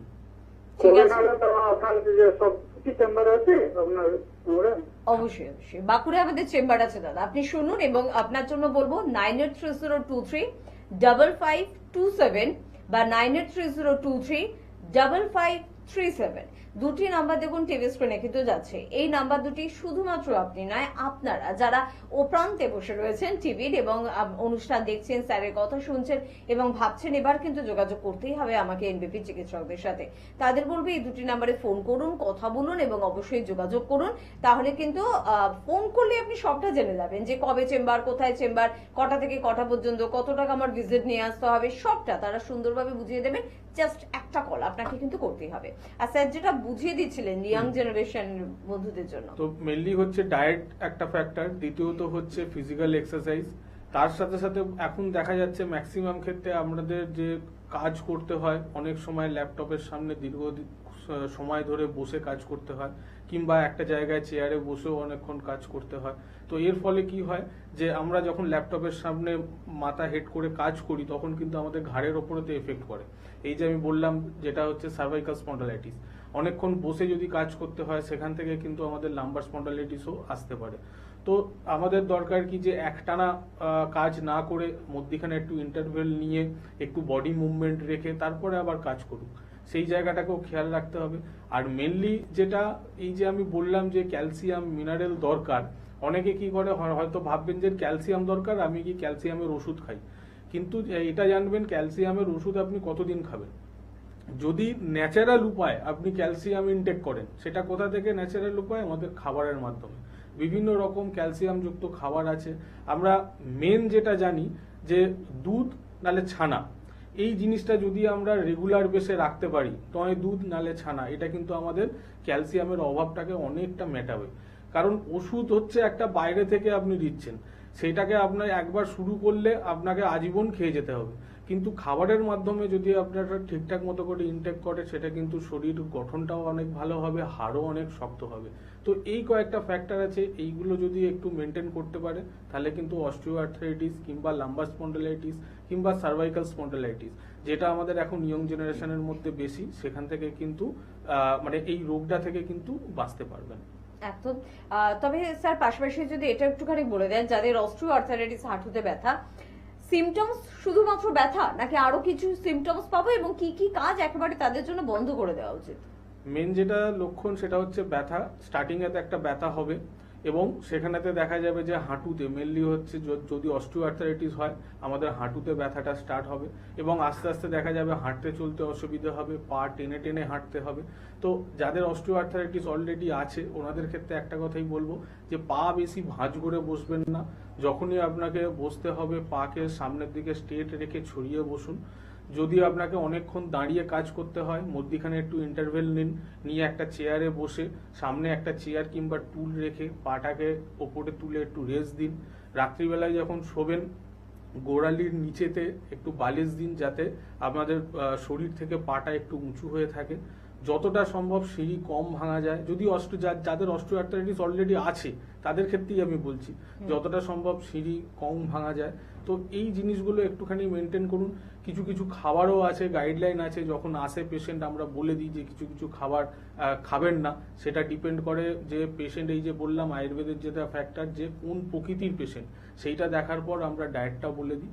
তো এই জিনিসগুলো একটুখানি মেনটেন করুন, দেখবেন যদি অস্টিওআর্থ্রাইটিসও থাকে সেখান থেকে একটু রিলিফ পাবেন। একদম। প্রত্যেকদিন হাজারো মানুষ কিন্তু যোগাযোগ করছেন এনবিপির বিভিন্ন সেন্টার, এবং তারা কিন্তু ভীষণ খুশি, তারা ভীষণ ভালো রেজাল্ট পাচ্ছেন। কি বলছেন, তারা কতটা উচ্ছ্বসিত, সবকিছু একটু শুনে নি, তারপর ফিরে আসছি অনুষ্ঠানে। আপনার নাম? চিন্ময় মন্ডল। বাড়ি কোথায়? বাড়ি মুক্তারামপুর, তপন থানা। আচ্ছা, এনবিপি ইউনানি অ্যান্ড আয়ুর্বেদিক রিসার্চ সেন্টারে আপনি কতদিন ধরে দেখাচ্ছেন? আমি 3 মাস হলো দেখাচ্ছি। আচ্ছা, আপনি কি সমস্যা নিয়ে এখানে এসেছিলেন? গলব্লাডারে পাথর 8 mm ছিল। 8 mm গলব্লাডারে পাথর ছিল। আচ্ছা, 3 মাস পর রিপোর্ট করে আপনি কি দেখছেন, কি রকম রয়েছে? রিপোর্টের ফিনিশিং মানে পাথর গ্রো লেগেছে না, এখন দেখছেন পাথরটা আর আপনার নেই না। তো আপনি এনবিপি ইউনানি অ্যান্ড আয়ুর্বেদিক রিসার্চ সেন্টারে চিকিৎসা করে এখন আপনি খুশি তো? হ্যাঁ খুশি, আমি খুব খুশি। আচ্ছা, আর আপনার মতো যাদের গলব্লাডারে স্টোন আছে তাদের জন্য কি বলবেন? আমি তাদেরকে বলবো যে 100% শিওর এখানে গেলে আপনার পাথর থাকবে না। ঠিক আছে, ধন্যবাদ। নমস্কার ম্যাডাম, আপনার নামটা বলবেন? নমস্কার, আমার নাম মালতী মণ্ডল। আমি মধ্যমগ্রামে পানিহারা থেকে এসেছি। কি সমস্যা ছিল ম্যাডাম? আমার সমস্যা ছিল, আমার গলব্লাডারে স্টোন ধরা পড়েছিল। গলব্লাডারের সাইজ ছিল 3.5 ml। বিগত 3 মাস আমি এদের ট্রিটমেন্টের আওতায় থাকার জন্য বেশ আমার রিপোর্টটা বেশ ভালো এসেছে। এখন কমে গেছে গলব্লাডার স্টোন। মানে গলব্লাডার স্টোন একদম নেই, আপনার রিপোর্ট আমি দেখেছি, একদম ভ্যানিশ বলতে একদম গেলে। ভ্যানিশ বলতে, হ্যাঁ। রিপোর্টটা ভালো বেরিয়েছে। আর ইউটেস্টটা বেশি বড় ছিল, ওটাও একদম নর্মাল সাইজ এসে গেছে। বেশ, একটু বলবো আমি এনবিপির ডাক্তারবাবুদের সাথে কথা বলে তাদের পরামর্শ কেমন লেগেছে? তাদের পরামর্শ, তাদের ব্যবহার, তাদের কথাবার্তা আমার খুবই ভালো লেগেছে। আমি আরো অনেককে বলেছি এই বিষয়ে, তারাও আসতে চাইছে আমার কথা শুনে, তারা খুব খুশি হয়েছে। অনেক ধন্যবাদ ম্যাডাম। ম্যাডাম আপনার নাম কি? আমার নাম বাসন্তী বণিক। আপনি কোথা থেকে এসেছেন? আমি হাবড়া অশোকনগর থেকে এসেছি। আচ্ছা, কি সমস্যা নিয়ে আপনি এসেছিলেন? আমি আমার পাইলসে কষ্ট নিয়ে এসেছিলাম। আপনি আমাদের এখানে ডাক্তার দেখিয়ে ওষুধ খেয়েছেন? হ্যাঁ, খেয়েছি। কতদিন ওষুধ খেয়েছেন? 21 দিন ওষুধ খেয়েছি। এখন কেমন আছেন? এখন খুবই ভালো আছি। কি হয়েছিল অ্যাকচুয়ালি আপনার? আমার অনেক দীর্ঘদিনের পাইলস। আমি প্রথমে প্রাইভেট অনেক ডাক্তার দেখিয়েছি, কমেনি। তারপরে মেডিকেলে দেখিয়েছি। ওখান থেকে ওনারা বয়সটা বেশি এবং সুগার আছে দেখে ওনারা অপারেশন করতে রাজি হয়নি ওষুধ খেয়ে ভালো করার জন্য, কিন্তু আমি ভালো হইনি। প্রায় 2 বছর ধরে আমি ওখানে ওষুধ খেয়েছি, কখনো ভালো কখনো খারাপ, প্রচন্ড কষ্ট পাচ্ছিলাম। তারপরে আমার বড়দা এখানে খবর দেওয়াতে খুব জোর করেই আমাকে নিয়ে এসছে। হ্যাঁ, আমাকে অনেকে বাধা দিয়েছিল, আয়ুর্বেদিক ও হয় না ভালো, কিন্তু তবুও আমি এসেছি যে এই দাদাকে, যেহেতু দাদার সম্মান রক্ষার্থে এসেছি। কিন্তু বলতে নেই, এখন মনে হচ্ছে আমার দাদা দুধ, ডাক্তারবাবু ভগবান, আমি খুবই ভালো আছি। আর এরকম থাকলেই আমার হয়তো লাইফ কেটে যাবে। মানে এখন আর আপনার আর কোনো কষ্ট হচ্ছে কোনো না? কষ্ট নেই, তবে আমার এটাও সুগারটাও খুব হাই ছিল, সুগারটাও আমার নর্মালে চলে এসছে। হ্যাঁ, আচ্ছা, মানে আপনি এখানে এসে সুগারের ওষুধ এবং ব্যথার ওষুধ, হ্যাঁ, মানে আপনার পাইলসের ওষুধ, হ্যাঁ পালসের এই ওষুধ, দুটোই চিকিৎসা করিয়েছে? দুটোই চিকিৎসা করেছি, সাথে আরো ডাক্তারবাবু অনেক ওষুধ দিয়েছে, আচ্ছা। সেগুলো চলছে। আচ্ছা, এই সবগুলো করে আপনি 21 দিনে মোটামুটি এখন মানে যেদিন খেয়েছি তার পর দিন থেকেই আমি বুঝতে পারছি আমি অনেক বেটার আছি, বাহ। এখনো খুবই ভালো আছি। এইরকম হয়তো আশা করি ডাক্তার আপনাদের আশীর্বাদে ভালো থাকবো। আচ্ছা, আর তো আপনি আমাদের ওষুধে- দর্শকদের জন্য কি বলতে চাই? দর্শকদের বলবো, এত ভালো একটা জায়গা, আপনারা খোঁজ নিয়ে ঠিকানা নিয়ে অবশ্যই আসুন। আশা করি ভালো হবেন। এখানে ব্যথার চিকিৎসায় মেইন এটাও, পালসের ব্যথা, সব রকম ব্যথা বেদনা। আপনারা আসুন, ভালো থাকবেন। ডাক্তারবাবু ভীষণই ভালো এবং এখানে সহযোগিতা খুবই ভালো। আপনাকে অশেষ ধন্যবাদ আমাদের এই আপনার সম্বন্ধে জানানোর জন্য। Thank you. আপনার নাম কি? আমার নাম বিনয় বিশ্বাস। আপনার কি অসুবিধা? আমার প্রস্রাবের অসুবিধা ছিল, কিডনির অসুবিধা ছিল। কিডনিতে কি ছিল? কিডনিতে রিপোর্টে একটা স্টোন টাইপের, হ্যাঁ। একটা স্টোন ছিল, তাই তো? তো আপনি কোথায় ট্রিটমেন্ট করাচ্ছিলেন? ডাক্তার বি শর্মার কাছে। ডক্টর বি শর্মার কাছে। আচ্ছা, এনবিপি ইউনানিয়ান আয়ুর্বেদা রিসার্চ সেন্টার, তাই তো? ইউনিয়নের আয়ুর্বেদিক রিসার্চ সেন্টার। তো এখন আপনি কেমন আছেন? এখন রিপোর্টে আমি এইগুলো ভালো বুঝতে পারছি। একবার রিপোর্টটা কি একবার দেখাতে পারবেন, যে হ্যাঁ। আপনার আগের রিপোর্টটা কি ছিল?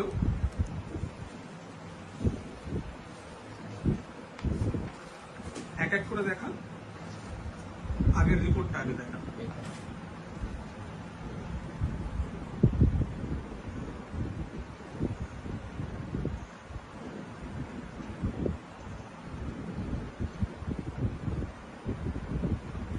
আর এখন যে রিপোর্টটা করেছেন, লাস্ট যে রিপোর্টটা করলেন, সেটা একবার দেখান। এই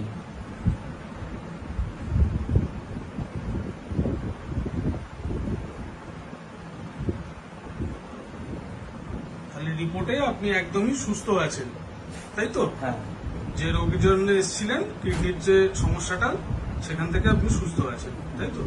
আপনার নাম? আমার নাম বিনয় বিশ্বাস। বাড়ি? বাড়ি বারাসাত। নমস্কার, এনবিপি ইউনানি আয়ুর্বেদা রিসার্চ সেন্টারের বিশেষ অনুষ্ঠানে আরো একবার আমাদের সকল দর্শক বন্ধুদের জানাবো অনেক অনেক স্বাগত। আমাদের সমাজে বিভিন্ন প্রকারের মানুষ আছে, তার মধ্যে জানেন তো, যারা খুব মিষ্টভাষী বা মিষ্ট ব্যবহারে, তাদের কিন্তু একটা আলাদা দরজা রয়েছে। কারণ মানুষ সবাই তাদের খুব পছন্দ করেন, তাদের সাথে কথা বলতে, তাদের সাথে মিশতে ভালোবাসে, কারণ তার কথাবার্তা একটা মিষ্টত্ব রয়েছে। কিন্তু এই মিষ্টত্ব আপনার চেহারা বা আপনার কথার মধ্যেই সীমিত থাক, সেটা যাতে আপনার রক্তে না বৃদ্ধি পায়। কারণ এটাই কিন্তু এখন বর্তমানে আমাদের সব থেকে বড় সমস্যা। আমাদের কথাবার্তা, আমাদের আচার ব্যবহারে মিষ্টত্ব কমছে, কিন্তু আমাদের রক্তে হু হু করে মিষ্টত্বের পরিমাণ বাড়ছে। অর্থাৎ সুগার, ডায়াবেটিস, মধুমেহ বা সাইলেন্ট কিলার, আপনি যে নামেই জানুন, যে নামেই চিনুন, এই সমস্যা প্রত্যেকটি পরিবারের সমস্যা। প্রত্যেকটি পরিবারে একটি মানুষের না, 2-3 মানুষের সমস্যা। একটা নির্দিষ্ট বয়স পার করতে না করতে টেনশন শুরু হয়ে যায়, আরে বাবা রক্ত পরীক্ষা করতে হবে, ব্লাড রিপোর্টে আমার সুগার বেড়ে গেল না তো? কেন এই টেনশনটা এত বাড়ছে? আজ থেকে 10 বছর আগে তো এই চিন্তাটা এত মানুষের মধ্যে ছিল না। এখন কেন বাড়ছে? কেন সুগারের প্রবণতা বাড়ছে? কি এর ট্রিটমেন্ট? এনবিপির অভিজ্ঞ চিকিৎসকেরা কতটা সচেতন, কতটা পারদর্শী এই সমস্যার হাত থেকে আপনাদের রেহাই দিতে, সব বিষয়গুলো নিয়ে আজকে আমরা কথা বলবো। আমাদের সঙ্গে উপস্থিত রয়েছেন এনবিপি ইউনানি আয়ুর্বেদা রিসার্চ সেন্টারের অভিজ্ঞ চিকিৎসক ডক্টর এই হালদার। প্রথমেই তাকে জানাবো অনেক অনেক ধন্যবাদ এবং স্বাগত। নমস্কার। এবং স্যারের কাছে আজকে এই প্রশ্নটাই থাকবে যে স্যার, এই ঘরে ঘরে সমস্যায় কেন পরিণত হলো আমাদের সুগারটা?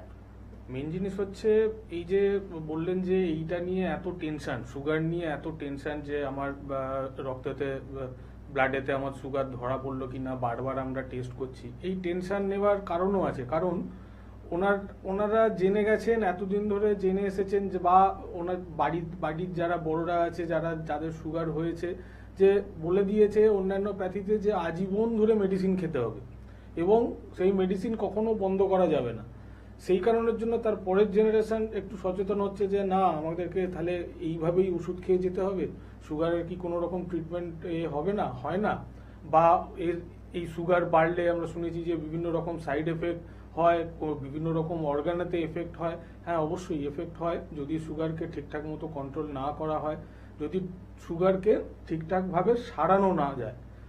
কিন্তু এই যে সারানোর কথাটা বললাম, যেটা আমরা করে দেখিয়েছি এবং এখনো বহু পেশেন্ট আছে রানিং যারা কিন্তু সুগারের মেডিসিন ছাড়া কোনো রকম প্রবলেম ছাড়া কিন্তু আছেন। আমি আসছি, আচ্ছা ফোনটা কেটে গেছে, যাই হোক। তো এখন এই যে ট্রিটমেন্ট, এই ট্রিটমেন্টের একটা প্রসেস দরকার। যদি ঠিকঠাক মতো করে সাইন্টিফিক্যালি ট্রিটমেন্ট হয়, অবশ্যই সুগারকে কন্ট্রোল শুধু নয়, সুগারকে সারানো যায়।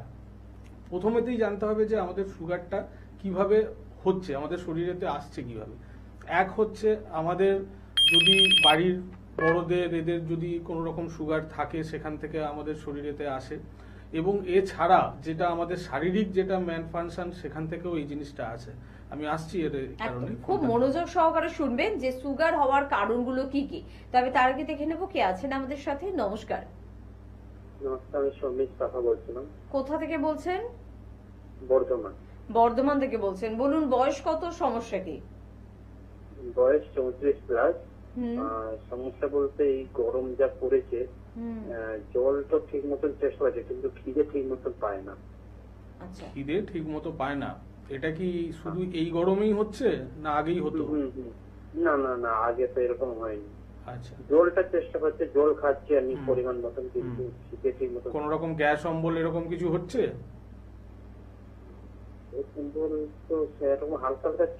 থাকবেই, নিশ্চয়ই থাকবে। সেখান থেকে এটা ধীরে ধীরে আসছে, যেটাকে আমরা ক্ষুধামন্দা বলি। যেটা এটার পেছনে কারণ যেটা থাকে, যেটা হচ্ছে আমাদের যদি দীর্ঘদিন যদি আমাদের কোনো রকম অ্যাসিডিটি বা এই গ্যাস অম্বল এই রোগ থাকে, সেখান থেকে কিন্তু এই প্রবলেমটা আসতে পারে।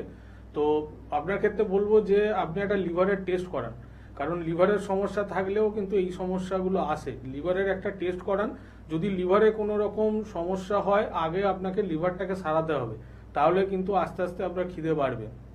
যদি দেখা যায় যে টেস্টের পর আপনার লিভার ঠিক আছে, তখন কিন্তু আমরা অন্য পথে হাঁটবো এবং অন্যভাবে এটাকে গাইড করব। তো প্রথমত আপনাকে বলবো যে একটা লিভারের টেস্ট করান, এলএফটি করান, করে আপনি হেল্পলাইন নাম্বারে ফোন করুন। বর্ধমান থেকে বলছেন, বর্ধমানেতেই আমাদের চেম্বার আছে, সেখানে এসে একবার যোগাযোগ করুন।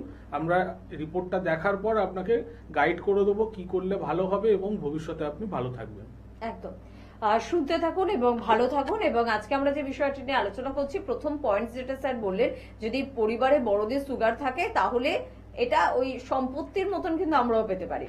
তো এটা তো একটা পয়েন্ট মিলেই গেল, যেটা আমারও আসতে পারে, আপনাদেরও আসতে পারে। এছাড়া আর কি কি কারণ থাকতে পারে স্যার?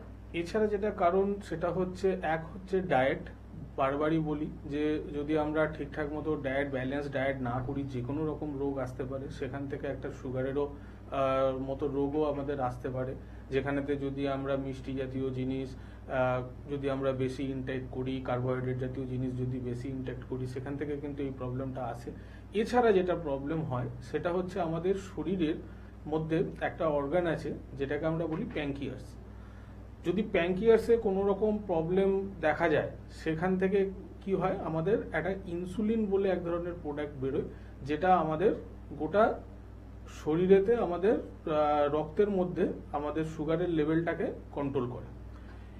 দেখবেন ইনসুলিন এই নামটা, যখন সুগার একদম কন্ট্রোলে থাকে না, তখন কিন্তু ইনসুলিন বাইরে থেকে আমরা নিই। কেন নিই? কারণ আমাদের শরীরের মধ্যে সেই ইনসুলিনটাই প্রোডাকশনটা ঠিকঠাক হচ্ছে না। এবার ওইটা কি হয়, আপনাকে আজীবন ধরে নিয়ে যেতে হবে। কিংবা এখন দেখা যাচ্ছে যে সমস্ত আমরা ওষুধ খাচ্ছি এই সুগারের জন্য, সেটা কি করে, আমাদের সুগার লেভেলটাকে জাস্ট শুধু কন্ট্রোলে রাখে। যখন সেই ড্রাগটা রেজিস্ট করে যাবে, তখন দেখা যাবে যে আবার বাড়ছে, তখন আমরা ডোজ আরো বাড়াচ্ছি। তো এইভাবেই ট্রিটমেন্ট হয়ে আসছে। সেই কারণে বারবার করে বলে যে এটাকে লং টাইম ধরে খেতে হবে। আমি আসছি এটাতে একদম। ফোনটা। কে আছেন বলবেন? নমস্কার, হ্যালো, আমি সোদপুর থেকে বলছি। সোদপুর থেকে বলছেন, বলুন ম্যাডাম, বয়স কত আপনার? 62। 62। কি সমস্যা হচ্ছে? আমার রুমাটিক আর্থারাইটিস হচ্ছে। রিউমাটয়েড আর্থারাইটিস কতদিন হলো? রুমাটিক আর্থারাইটিস শীতকালের দিকেই বেশি ব্যথা হয়। এখন আমি ভালো আছি, কিন্তু আমি রক্ত পরীক্ষাটা করেছিলাম, আর ক্ষেত্রে আমার 95 আছে। 95 অনেক বেশি তো। আচ্ছা, হাতের আঙুল কিংবা পায়ের আঙুলে কি কোনো রকম বেঁকে যাচ্ছে? না না না, সেরকম কিছু হচ্ছে না? না না শরীরে কোথাও জয়েন্টে ফোলা আছে? না না। আচ্ছা, দেখুন, রিউমাটয়েড আর্থারাইটিস আমরা বারবার ধরে বলি যে এটা কিন্তু একটু আলাদা টাইপের আর্থারাইটিস, ঠিক আছে, যেটা ফিমেলদের একটু বেশি হয়, এবং এটা কিন্তু আস্তে আস্তে পুরোপুরি মানুষকে বেড রিডেন করে দেয়। আপনার 95 আছে, আরএফ ফ্যাক্টর মানে অনেক বেশি। তো আপনার ক্ষেত্রে বলবো নিশ্চয়ই আপনি এর জন্য ট্রিটমেন্ট করছেন বা করিয়েছেন। তো যখন আমি অনেকদিন আগে করেছিলাম, শীতকালটাই না বেশি কষ্ট, এছাড়া অন্য কোনো রকম অসুবিধা আমার হচ্ছে না। আচ্ছা, এবার শুনুন। আপনি শুনতে থাকুন, টিভিতে বলে দিচ্ছি। কোনো না কোনো ট্রিটমেন্ট নিশ্চয়ই করিয়েছেন বা হয়তো করাচ্ছেন। যদি দেখছেন যে না আপনার এটাতে লাভ হচ্ছে না, যতক্ষণ ওষুধ খাচ্ছেন ততক্ষণ ভালো থাকছেন, তারপর আবার জিনিসটা ফেরত আসছে, তাহলে আপনি একটু লাইনটা চেঞ্জ করুন, একটু আয়ুর্বেদের হাত ধরুন, যেখানে আমরা আছি। রিউমাটয়েড আর্থারাইটিস অবশ্যই সারে, এবং সেটা পার্মানেন্টলি ভাবে সারে যদি সেটা ঠিকঠাক মতো করে ট্রিটমেন্ট করা হয়। আপনি যেটা করাচ্ছেন সেটা হচ্ছে ব্যথার ট্রিটমেন্ট করাচ্ছেন, কিন্তু মেনলি রিউমাটয়েডের ট্রিটমেন্ট করাচ্ছেন না। নালে আপনার ব্লাডের মধ্যে আরএফ ফ্যাক্টর 95 অনেক বেশি আছে। তো এইটাকে আর ফেলে রাখবেন না। এই যে আপনাকে বললাম যে হাতের আঙুল বেঁকে যাচ্ছে কিনা, পায়ের আঙুল বেঁকে যাচ্ছে কিনা, এই রোগে কিন্তু আস্তে আস্তে হাতের আঙুল পায়ের আঙুল কিন্তু বেঁকে যায়। তখন হাতে কোনো রকম কাজই করতে পারবেন না, হাঁটতে গেলেও প্রবলেম হবে, এবং সম্পূর্ণ বেড রিডেন করে দেবে। অবশ্যই এটা ট্রিটমেন্ট আছে, সুন্দর ট্রিটমেন্ট আছে, একটা টাইম বাউন্ড ট্রিটমেন্ট আছে, এবং আমরা কিছুদিনের মধ্যে আবার রিপোর্ট করাবো। সেই রিপোর্টই বলে দেবে যে আপনার আস্তে আস্তে এই প্যারামিটারটা কমছে কিনা। তো আপনি একবার হেল্পলাইন নাম্বারে ফোন করুন। সোদপুর থেকে বলছেন, আপনার কাছে যে চেম্বার হবে সেই চেম্বারে আপনি একবার আসুন, প্রিভিয়াস সমস্ত রিপোর্টসগুলোকে নিয়ে আসুন, আমরা দেখে অবশ্যই আপনাকে গাইড করব এখন যা সমস্যা আছে সেখান থেকে কিভাবে ভালো হবেন, এবং ভবিষ্যতে যাতে এই রিউমাটয়েড আর্থারাইটিস না আসে তারও আমরা গাইডলাইন দিয়ে দেবো। একদম। আজকে আমরা যে বিষয়টি আলোচনা করছি সুগার, এই সুগার বলুন বা আপনি যে সমস্যাটা বলছেন রিউমাটয়েড আর্থারাইটিস বলুন বা যে কোনো ধরনের অস্থির সমস্যা বলুন, পেটের সমস্যা বলুন, এই সমস্যাগুলো না আমার মনে হয় এনবিপি ছাড়া কোনো গতি নেই। আপনি ভালো হতে পারবেন না, ভালো থাকতেই পারবেন না। এতটা জোরের সাথে এই জন্য বলছি হয়তো আমি এনবিপি কে খুব ভালোবাসি, কিন্তু আমি নিজের চোখে দেখেছি যে মানুষ এনবিপিতে এসে কতটা উপকৃত, অন্য কোনো প্যাথিতে গিয়ে তারা কতটা সমস্যায় পড়েছিল। তাই সেক্ষেত্রে বলবো যে আপনার নিয়ারেস্ট চেম্বারে যোগাযোগ করুন 9830235527 বা 37 নাম্বার দুটি টিভি স্ক্রিনে রয়েছে। নাম্বার দুটি মোবাইলে সেভ করুন, ফোন করুন, কথা বলুন, আর আপনার কাছাকাছি চেম্বারে চট করে কিন্তু চলে আসুন। আর আমরা যে বিষয় নিয়ে আলোচনা করছিলাম স্যার, আবারও শুনবো। আমরা বারবারই বলি যে কোনো রকম রোগ আমরা যখন ট্রিটমেন্ট করি একটা টাইম বাউন্ড ট্রিটমেন্ট করি এবং রিপোর্ট বেসড ট্রিটমেন্ট করি। তো এই টাইম বাউন্ড এটা কিন্তু সুগারের ক্ষেত্রেও তাই। কারণটা হচ্ছে যদি আমরা সাইন্টিফিক্যালি ট্রিটমেন্ট করি অবশ্যই এটাকে টাইম বাউন্ড করা যায়। এই যে আমি বললাম এটার আমাদের শরীরের মধ্যে কোথা থেকে আসছে না, আমাদের প্যাঙ্কিয়াস যদি ড্যামেজ হয় সেখান থেকে ইনসুলিনের ফরমেশনটা কম হচ্ছে, এবং যখনই এটা ধীরে ধীরে কম হতে থাকবে আমাদের ব্লাডের মধ্যে সুগার লেভেলটা বাড়তে থাকবে। তো আমরা এই যে ট্রিটমেন্ট করছি, বাইরে থেকে যে ওষুধ খাচ্ছি সেটা শুধু সুগার লেভেলটাকে ধামাচাপা দিয়ে রাখার জন্য। এর ফলে কি হচ্ছে, কখনো বাড়ছে কখনো কমছে, ওষুধের ডোজ বাড়ছে, এক সময় খুব বেড়ে গেলে আমরা বাইরে থেকে ইনসুলিন দিচ্ছি।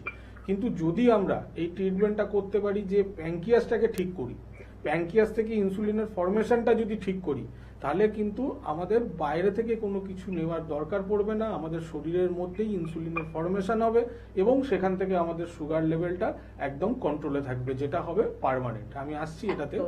এই পদ্ধতিটা একমাত্র কিন্তু এনবিপি জানে, এই পদ্ধতিটা একমাত্র রয়েছে এনবিপি ইউনানি আয়ুর্বেদ রিসার্চ সেন্টারের কাছে, এখানকার অভিজ্ঞ চিকিৎসকদের কাছে, যারা ঠিক এইভাবে স্যারের বলা নিয়ম অনুযায়ী নিজেকে ভালো রাখতে চান তারা কিন্তু চটপট যোগাযোগ করবেন। কে আছেন বলবেন? নমস্কার। নমস্কার, আমি পিয়ানো পঞ্চমতলা থেকে অমিত চক্রবর্তী বলছি। অমিত বাবু, বয়স কত? আমার এখন বয়স 36+। আচ্ছা, আমার বলুন। যেটা মেইন ইস্যু সেটা হচ্ছে মাইগ্রেন রিলেটেড প্রবলেম খুব বেশি আছে। মানে একটু মাথায় ঠান্ডা লাগলেই মাথা যন্ত্রণা শুরু হয় এবং আমাকে অ্যালোপ্যাথি ওষুধ নেওয়া বাদ দিয়ে সেটা কমে না। তো এই ক্ষেত্রে কি আয়ুর্বেদিকের কোনো পার্মানেন্ট ট্রিটমেন্ট কিছু হতে পারে? অবশ্যই আছে। আচ্ছা, তার আগে বলুন, এই যে মাইগ্রেনের ব্যথাটা হচ্ছে সেটা কি সামনের দিকে না সাইডে ব্যথাটা হচ্ছে? পুরো মাথাটাই ঘিরে থাকে, একদম পুরো মাথাটাই? একদম মাথার উপরে দিকটা। আচ্ছা, তার সাথে সাথে কি নাকে কোনো রকম ব্লকেজ আছে? নাক মাঝে মাঝে বন্ধ হয়ে যায়? নেই, কিন্তু সর্দি রয়েছে, সর্দি কাশি রিলেটেড সমস্যা আমার রয়েছে। আচ্ছা, দেখুন, মাইগ্রেনের অবশ্যই পার্মানেন্ট ট্রিটমেন্ট আছে, অবশ্যই ভালো হয়, কিন্তু তার জন্য আপনাকে দুটো পদ্ধতি অবলম্বন করতে হবে। এক হচ্ছে কিছু হার্বাল মেডিসিন আছে, সেটাকে ইনটেক করতে হবে, এবং তার সাথে সাথে একটু পঞ্চকর্ম থেরাপিটা আপনাকে নিতে হবে। এই পঞ্চকর্ম থেরাপির মধ্যে শিরোধারা, শিরোলেপ, শিরোপিছু এরকম কিছু পদ্ধতি আছে, যেগুলো যদি আপনি ঠিকঠাক মতো করে নেন তাহলে কিন্তু ডেফিনেটলি এই মাইগ্রেনের সমস্যাটাকে আপনি পার্মানেন্ট ভালো হতে পারবেন। আপনি হেল্পলাইন নাম্বারে ফোন করুন, আপনাকে গাইড করে দেবে। বাকিটা আপনি যখন আমাদের কাছে আসবেন, চেম্বারে আসবেন, আমরা আপনাকে গাইড করে দেবো যে কি করলে কিভাবে আপনি ট্রিটমেন্টটা নিলে আপনি সুস্থ হবেন এবং ভবিষ্যতে এই রোগ থেকে আপনি ভালো থাকবেন। একদম। কোনো কিছু নিয়ে মাথা ব্যথা নেওয়ার আপনার কোনো দরকার নেই, কারণ আপনার সাথে রয়েছে কিন্তু এনবিপির অভিজ্ঞ চিকিৎসকেরা। আমরা আলোচনা আবারও ফিরবো, কিন্তু চট করে একটু চেম্বারগুলোর কথা বলে রাখি, কারণ এত মানুষ অনুষ্ঠান দেখেন এবং তাদের মনে একটা সব থেকে বড় প্রশ্ন থাকে, দুটো প্রশ্ন। এক তো এনবিপি আমায় ভালো করতে পারবে তো, এবং দ্বিতীয়ত এনবিপি চেম্বারটা আমার বাড়ির কাছাকাছি কোথায় রয়েছে, তো ভালো করতে পারবেন কিনা সেটা নিয়ে প্রত্যেক দিনের অনুষ্ঠানে আলোচনা থাকে। স্যারও আজকে কিন্তু বলছেন, এবং চেম্বারের কথাটা আমি আপনাদের বলে দিতে পারি, সেটা হচ্ছে বনগাঁয় আমাদের চেম্বার হয়, ডক্টর এস ভাদুরীকে আপনারা কিন্তু পেয়ে যাচ্ছেন। ক্যানিং এ আমাদের নিয়ম করে চেম্বার হয়, ডক্টর এ হালদার অর্থাৎ স্যারকে কিন্তু আপনারা পেয়ে যাচ্ছেন। আগরতলা ত্রিপুরার বন্ধুরা আমাদের চেম্বার পাচ্ছেন, এবং ত্রিপুরার বন্ধুদের কলকাতা আসতে বলি না, আমরাই কলকাতা থেকে ত্রিপুরায় কিন্তু চলে যাই। আগরতলায় আমাদের চেম্বার হয়, ডক্টর এন ভট্টাচার্য থাকেন, কখনো ডক্টর বি শর্মা আমাদের ডিরেক্টর স্যারও থাকেন, একটু ফোন করে একটু বিস্তারিতভাবে জেনে নেবেন। শিলিগুড়িতে কিন্তু আমাদের চেম্বার হচ্ছে এবং হয়, এবং শিলিগুড়ি চেম্বার এবারে কিন্তু থাকবেন আমাদের director sir doctor B Sharma. Baharampur এবং কৃষ্ণনগর দুটি চেম্বার পরপর থাকে, এবং দুটি চেম্বারে কিন্তু থাকেন ডক্টর এ হালদার। তাই স্যারের সঙ্গে যারা যোগাযোগ করতে ইচ্ছুক স্ক্রিনে দেওয়া নাম্বারে ফোন করবেন। গঙ্গারামপুর চেম্বারে অনেকদিন পর এবার কিন্তু থাকছেন ডক্টর বি শর্মা। মেচেদা চেম্বারে ডক্টর এন ভট্টাচার্য পাচ্ছেন, এবং আরামবাগে ডক্টর এ হালদারকে পাচ্ছেন। বোলপুর চেম্বারে ডক্টর এন ভট্টাচার্যকে পাচ্ছেন। মিদনাপুর চেম্বারে মিদনাপুর চেম্বারে ডক্টর বি শর্মা আমাদের ডিরেক্টর স্যারকে কিন্তু পাচ্ছেন। পেয়ে যাচ্ছেন মালদা চেম্বারে ডক্টর এস ঘোষালকে, এবং বাঁকুড়া চেম্বারে কিন্তু পাচ্ছেন ডক্টর এ হালদারকে। বর্ধমানে আমাদের চেম্বার রয়েছে, ডক্টর এন ভট্টাচার্যকে পাচ্ছেন। কোচবিহার চেম্বারে ডক্টর এস ঘোষালকে পাচ্ছেন। পুরুলিয়ায় ডক্টর এ হালদারকে পাচ্ছেন, এবং শিলচরে ডক্টর এস ভাদুরীকে পাচ্ছেন। ঝাড়গ্রাম চেম্বারে ডক্টর এ হালদারকে পাচ্ছেন। রামনগরে ডক্টর এস ঘোষালকে পাচ্ছেন। গুয়াহাটি চেম্বারেও কিন্তু ডক্টর এস ঘোষালকে পাচ্ছেন। কাকদ্বীপ চেম্বারে ডক্টর এস ঘোষালকে পাচ্ছেন। হেরিয়া চেম্বারে ডক্টর বি শর্মাকে পাচ্ছেন। এছাড়া হেরিয়া চেম্বারে অবশ্যই ডক্টর এ হালদারকেও আপনারা পান। রায়গঞ্জ চেম্বারে ডক্টর এস ঘোষালকে পাচ্ছেন। দুর্গাপুর এবং আসানসোল পরপর এই দুটি চেম্বার রয়েছে, এবং দুটি চেম্বারেই আমাদের director sir doctor B Sharma কিন্তু থাকবেন। হলদিয়া চেম্বারে ডক্টর এ হালদারকে পাচ্ছেন। জামশেদপুরে ডক্টর এস ভাদুরীকে পাচ্ছেন, আর ডিব্রুগড় চেম্বারে কিন্তু পেয়ে যাচ্ছেন ডক্টর এস ঘোষালকে। কলকাতায় আমাদের চেম্বার রয়েছে, এবং কলকাতার চেম্বার রবিবারে ল্যান্সটাউনে মাসে একদিন চেম্বার থাকে। স্ক্রিনে দেওয়া নাম্বারে একটু ফোন করে জেনে নেবেন যে ল্যান্সটাউনের রবিবার কোন তারিখে চেম্বার হয়। এছাড়া ল্যান্সটাউনের পাশাপাশি হাতিবাগানে আমাদের চেম্বার হয় নিয়ম করে, এবং মধ্যমগ্রামে চেম্বার হয়। হাওড়ায় শিবপুর, বাল্টিকুড়ি বাজার, দাসনগর এবং বেলুড়ে চেম্বার পেয়ে যাচ্ছেন। আর দক্ষিণ চব্বিশ পরগনার বন্ধুরা আমতলায় প্রত্যেক বৃহস্পতিবার করে কিন্তু চেম্বার পাচ্ছেন। স্ক্রিনে কিন্তু পাচ্ছেন আমাদের নিজস্ব এনবিপি নিজস্ব দুটি নাম্বার, ভীষণ গুরুত্বপূর্ণ। শেষে 27 এবং 37 রয়েছে, এই দুটি নাম্বার মোবাইলে সেভ করুন, ফোন করুন, কথা বলুন। আমরা সুগার বা ডায়াবেটিস নিয়ে আজকে আলোচনা করছি, এমন একটা রোগ যাকে সাইলেন্ট কিলার, মানে সাইলেন্টলি সত্যি আমাদের মৃত্যুরও কারণ হতে পারে সুগার। অবশ্যই, আমি স্টার্টিংয়েই বলেছিলাম যে এই সুগার যদি ঠিকঠাক মতো করে কন্ট্রোলে না রাখা যায়, যদি সেটাকে ঠিকঠাক মতো করে সারানো না যায়, তখন কি হবে, এটার বিভিন্ন রকম সাইড এফেক্ট হয়। যেমন আমাদের বিভিন্ন অর্গানগুলোতে এফেক্ট করে, কিডনিতে এফেক্ট করতে পারে, লিভারেতে এফেক্ট করে, আমাদের চোখে এফেক্ট করে, যেখানেতে একটা সময় আমাদের দেখতে পাওয়া যাবে না। দ্বিতীয়ত হচ্ছে হার্টের ওপরেতে এফেক্ট করে, বিভিন্ন রকম নার্ভের ওপরেতে, আমাদের যেমন পায়ের নার্ভ আছে যেখানেতে আমরা নিউরোপ্যাথি বলি। তো এই সমস্ত রোগগুলো কিন্তু আসে, যেটা কিন্তু কিছু মানুষকে একদম বেডরিডেন করে দেয়, এবং এই যে সাইলেন্ট কিলার, কিছু কিছু রোগ এরকম আসে যেটা সাইলেন্ট কিলারের মতো আমাদের কিন্তু লাইফটা শেষ হয়ে যায়। তো সেই কারণে বললাম যে সুগারকে ডিটেক্ট করুন এবং সেটাকে সারান। সেটাকে নিয়ে এক্সপেরিমেন্ট করবেন না যে হ্যাঁ আমি তো ওষুধ খাচ্ছি, কালকে ডোজ বাড়াচ্ছি, হ্যাঁ আছে, এইটা না। সুগারকে সারানো যায়, আমরা প্রমাণ দেখিয়েছি। বহু পেশেন্ট আছে যারা উইদাউট মেডিসিন এখন ভালো আছে। আমি ট্রিটমেন্ট প্রসেসটা আরেকবার বলে দেবো, আমি ফোনটা ধরে নিই। একদম একদম, মানে দিনে দিনে ডোজ বাড়াতে চাইবেন না, দিনে দিনে ডোজ কমাতে চাইবেন। কমাতে চাইলে এনবিপি ছাড়া উপায় নেই। কে আছেন বলবেন? নমস্কার। নমস্কার, আমি বাবুঘাটি থেকে চাঁদ হালদার বলছিলাম। বাগুয়াটি? আচ্ছা, চাঁদ নামটা খুব ভালো। বয়স কত? বয়স হচ্ছে 32। 32। কি সমস্যা হচ্ছে?